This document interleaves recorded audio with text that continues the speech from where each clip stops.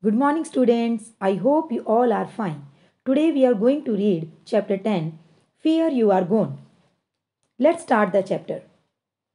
10-year-old Susan was a timid girl. Since childhood, her elder brother Henry had been playing pranks on her.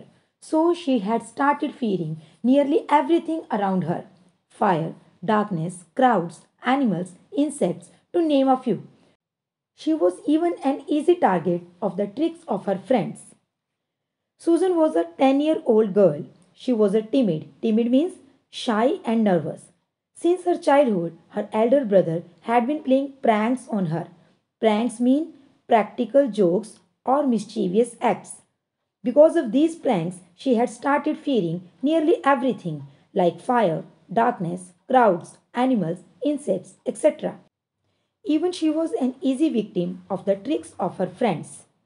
As time passed, she started believing that she was the only one in the world who could be frightened very easily. She started smiling less, eating less, and leaving the house only when it was necessary. She even stopped going out to play with her friends and was almost tied to her mother's apron strings. Her mother, Mrs. Johnson, wanted her to overcome her fears. She wanted Susan to know that she was not the only one who had fears. In fact, we all have fears of our own, but it doesn't stop us from doing what we want to. With the passage of time, she started believing that she was the only one who could be frightened easily. She started smiling less, eating less, and leaving the house when it was very important. She remained inside her house, even she stopped going out to play with her friends. Her mother, Mrs. Johnson, wanted to control the problem. She wanted to tell her that she was not the only one in the world who had fears. All of us have fears, but it cannot stop us from doing what we want to achieve. One fine evening, Susan was sitting on the couch in the living room and reading a storybook. Mrs. Johnson thought it was the right moment to talk to her daughter about her fears.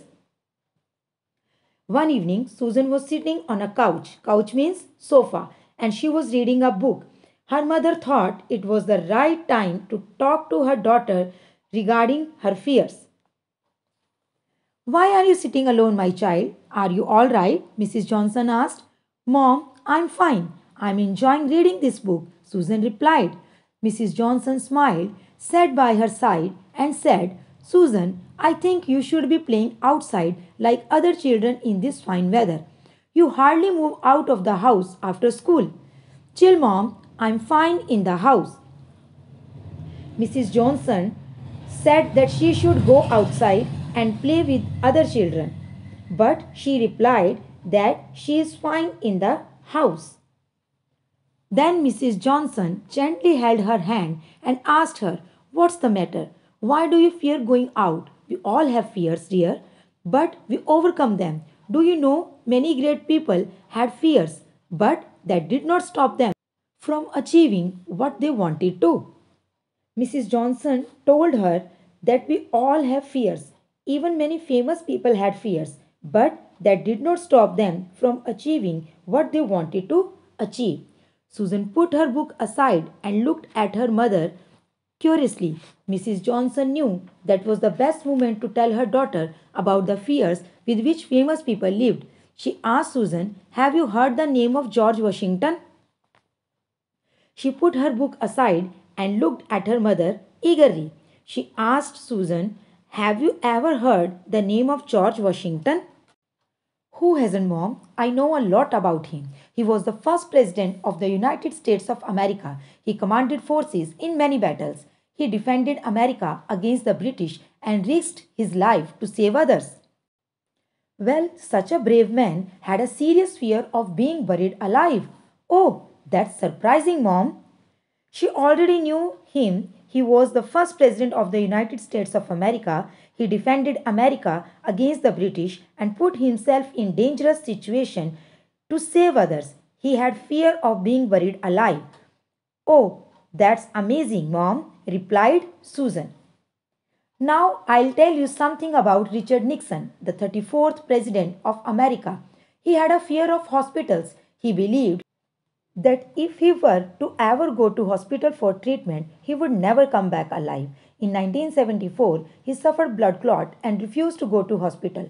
However, he was told if he didn't go, he would die. Did he go then? Of course, he had to. Richard Nixon was the 34th President of America.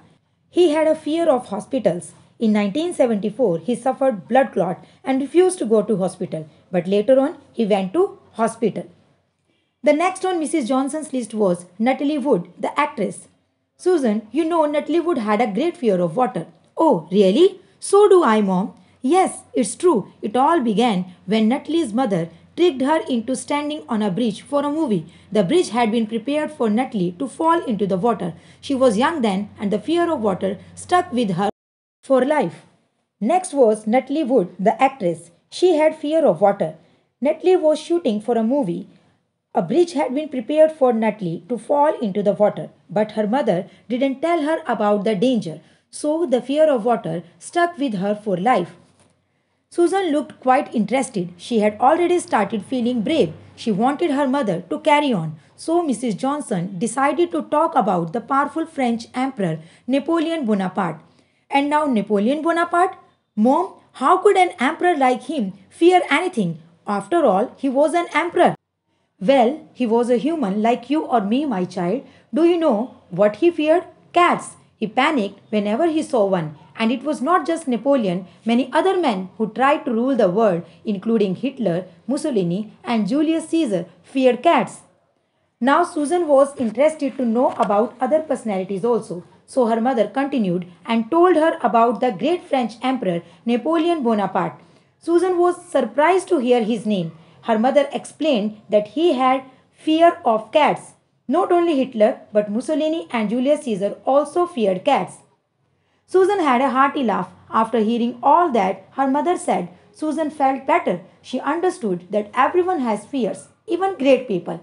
But it is important that we overcome them. She promised her mother that she would once again go out and play with her friends and face her fears bravely. Now she laughed loudly. She had understood that everyone has fears, even famous people, but it is important to win over them. She promised her mother that once again she would go out and play with her friends and face her fears bravely. That's all about this chapter. Thank you.